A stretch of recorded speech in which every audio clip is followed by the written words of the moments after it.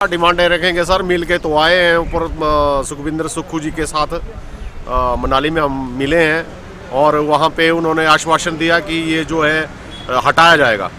तो ये हटना चाहिए। जब ये ओपीएस लागू कर दिया तो इसमें हटाने में कौन सी बड़ी दिक्कत है।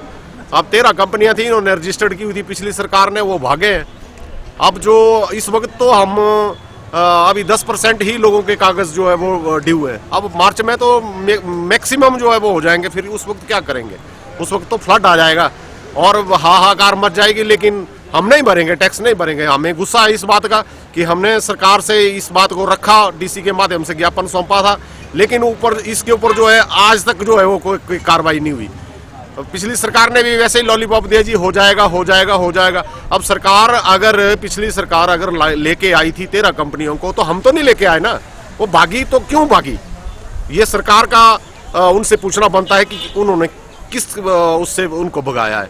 आज जो दिक्कतें आ रही है, 4500 रुपये जो है एक बार का रिचार्ज है, 1 साल का रिचार्ज है, कहाँ से करेंगे हम? टैक्स से दाढ़ी से लंबी मूछें वाली बात है ये।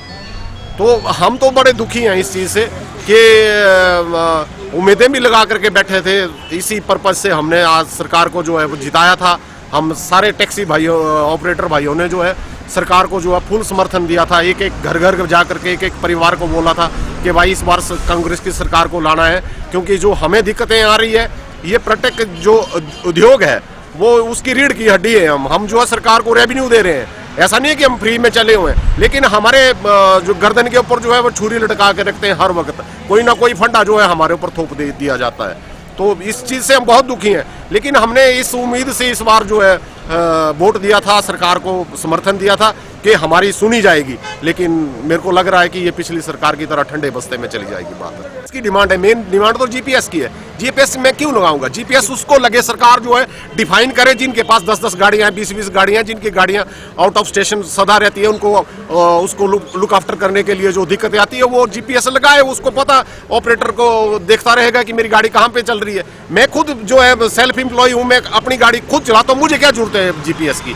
और ऊपर से उसमें खर्चा बहुत है। एक बार अगर वो जीपीएस ऑन रहता है, अगर हमारी बैटरी की जो है 5 साल की अगर उसकी उम्र है, तो वो 1 साल में ही खत्म हो रही है। 3 गाड़ी अगर खड़ी रही, चौथे दिन गाड़ी स्टार्ट नहीं होती, कौन देगा खमियाजा? कौन देगा? कहाँ से आएगा हमारे पास पैसा? ऊपर से कोई हमारे पास कुबेर का खजाना तो है नहीं कि पेड़ ही लाया और पैसा आ गया। तो सरकार को इस बारे में सोचना चाहिए। ये उद्योग है, ये उद्योग जो है सरकार को भी दे रहा है। ये नहीं है कि हम ही कमा रहे हैं, हमारा परिवार पढ़ रहा है तो सरकार को भी हम दे रहे हैं। लेकिन सरकार को सोचना चाहिए, गंभीरता जो है दिखानी चाहिए। अब झूठे लॉलीपॉप दिखा करके जो है ये बात नहीं चलने वाली। हम अभी मेरे पीछे एक पत्रकार आए, उन्होंने पूछा कि क्या करेंगे, आप सड़कों पे उतरेंगे? हम सड़कों में रहते हैं, हम उतरेंगे। प्रदेश में इस वक्त टैक्सी चालक जो टैक्सी उद्योग में जो जुड़े हुए हैं, 90,000 के लगभग इसमें जुड़े हुए हैं। और कुल्लू की बात करें तो कुल्लू में पूरे डिस्ट्रिक्ट में कोई 4,000 के लोग टैक्सी ऑपरेटर हैं। और जो यहाँ पर पर्यटन का जो मेन व्यवसाय है उसी में हमारा इसे चलता है। लेकिन जो जीपीएस का जो सिस्टम हमारे को दिया गया है, सरकार ने जो हमारे पर थोपा गया है, तो ये इसके बगैर हमारी ना पासिंग हो रही है, ना कागज़ बन रहे हैं और दिक्कत आ रही है। और इसका जो रिचार्ज भी है बहुत महंगा है। और सिर्फ एक कंपनी स्टैम्प ब्लैक बॉक्स काम कर रही है और उसकी मोनोपोली पूरी चली है। सरकार ने इसके बारे में हमारे को आश्वासन दिया था, लेकिन इसके बारे में हमारे से कुछ भी अभी तक हमारे को उसमें राहत नहीं दी गई है। तो हम चाहते हैं कि जीपीएस हटाया जाए, अदरवाइज़ हम कोई टैक्स ना भर पाएंगे ना, क्योंकि कंप्यूटर ऑटोमेटिकली उठा नहीं रहा है, उस पोर्टल में वो चीज़ उठा नहीं रहा है। जबकि जीपीएस के बगैर उसका जब रिचार्ज देना है या रिचार्ज ख़त्म है या उसका नया लगवाना है, तो मजबूर है हम कि हम टैक्स भी नहीं भर पाएंगे और मजबूरी होगी कि हमको सड़कों पर उतरना पड़ेगा।